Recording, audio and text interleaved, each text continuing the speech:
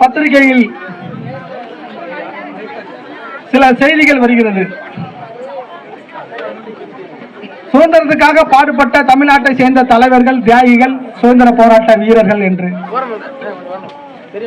அதில் 15-20 படம் இருக்கிறது. அதில் மாவீரன் சுந்தரலிங்கனார் படம் இல்லை. 25-30 பேர் இருக்கிறது. அது கடைசி 2-3 பேருக்கு முன்பாக இருக்கிறது மாவீரன் சுந்தரலிங்கனார் அவர்களின் பேர். பார்த்தீங்களா? இந்த தமிழ்நாட்டை சேர்ந்த அரசும் இந்த தமிழ்நாட்டில் இருக்கும் பத்திரிகைகளும் மாவீரன் சுந்தரலிங்கனார் அவர்களுக்கு கொடுக்கிற மரியாதையை பார்த்தீர்களா? ஏன் என்றால் அவர் ஒரு தாழ்த்தப்பட்டவர். வெள்ளைக்காரனுக்கு வரி கட்ட முடியாது என்று வெள்ளைக்காரனை ஏந்து போர் புரிந்தாரே வீரபாண்டிய கட்டபொம்மன். அவர் படையில் வீர தளபதியாக திகழ்ந்து வெள்ளைக்காரனை ஏந்து போர் புரிந்து வெள்ளைக்கார படைகளுக்கு மிகப்பெரிய பேரழிவை ஏற்படுத்த வேண்டும் என்று தன் உடல் முழுவதும் எண்ணெயை ஊற்றி கொண்டு தீ வைத்து வெள்ளைக்காரனை ஆயுதக்கடங்கில் குடித்து வெள்ளைக்காரனை ஆயுதக்கடங்கை தூள் தூள் ஆக்கினாரே மாவீரன் சுந்தரலிங்கம் தேவேந்திரன். அவர் தாழ்த்தப்பட்டவர். அதனால்தான் அவருடைய படம் கூட அந்த சுதந்திர போராட்ட தியாகிகள் என்ற இதுல பத்திரிகையில படம் கூட வர மாட்டேங்குது. பார்த்தீங்களா?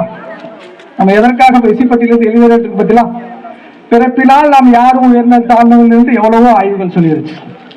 அப்படி இருந்து நம்ம தாழ்த்தப்பட்டவர்கள் என்று பார்க்கிறார்கள் என்றால் நாம் இந்த எஸ்சிப்பட்டியில் இருப்பதனால் வேலைக்காண்டி கொடுக்கப்பட்டதுதான் உயர்வு தாழ்வு. இந்த வேலையை பார்க்கிறவன் இவன் என்று அடையாளப்பட்ட இன்னைக்கு நம்ம அந்த வேலையை பார்க்கிறோம். நல்ல பிள்ளைகள் நல்லா படிக்க வைக்கிறோம். படிச்ச படிப்புக்கான உழைப்பை தேடுறோம். ஆனா நம்மளுக்கான இழிவு நிலை எங்க வருது? வெட்டும் பெருமாள் என்ற பாண்டிய மன்னனின் வெட்டும் பெருமாள் என்ற கடைசி மன்னனின் வம்சாவளியை சேர்ந்தவர் தான் கட்டக்கருப்பன். அவருடைய மகன் மாவீரன் சுந்தரலிங்கம். அவர் எப்படி தாழ்த்தப்பட்டவர் ஆனார்? அதுதான் என் கேள்வி.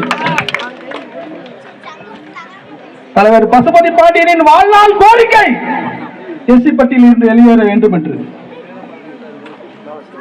கண்டிப்பாக எஸ்சிப்பட்டியிலிருந்து நம்ம என்னைக்கு வெளியேறதமோ அதுதான் நமக்கு தீர்வு. எஸ்சிப்பட்டியில 76 சாதிகள் இருக்கு. அத்தனை பேருக்கு விடுதலை கிடைக்க வேண்டும். அதுதான் நம்மளுடைய எண்ணம். விடுதலை, எல்லாருக்குமான விடுதலை. பார்வை பின்னாடி வா, வராதவன் போ. நான் இடஒதுக்கீடு எந்த இடத்துல வேண்டாம்னு சொல்லல. இடஒதுக்கீடு வேண்டும். பிறருக்கு என்ன கொடுக்க அதை கூட என்ன ஒருத்த வேற்றுமைப்படுத்துறான் அவனுக்கு கொடுக்கான இடத்தை ஒதுக்க கூட அவனை விட ஒரு பைசா எனக்கு முன்ன கூட கொடுக்க வேண்டாம். என்ன ஒருத்த வேற்றுமைப்படுத்துறான் அதே இடஒதுக்கீடு கொடு. இன்னைக்கு நான் ஓடி ஒழிக்கிற சூழலை ஏற்பட்டு இருக்குது. காவல்துறை இதே காவல்துறை 10 நாள் வெளியே இருக்குன்னு சொன்னாங்க. மறுபடியும் நிரந்தரமா வெளியே இருக்குன்னு சொல்றாங்க. வெளியூருக்கு போனா உன்னை உங்க ஊர்ல தான் நீங்க இருக்கணும் அப்படிங்கிறாங்க. நான் எதுக்கு ஓடி விடுறேன்? என்ன காவல்துறையும் பத்திரிகையாளர் சொல்றாங்க கூலிப்பட ரவுடின்ட்டு. இந்த காவல்துறைக்கும் பத்திரிகையாளருக்கும் கண்ணபுரான் ஆகிய இந்த மேடையில சொல்றேன். நான் கூலிக்கு கொலை பண்ணு ஒரு வழக்கு,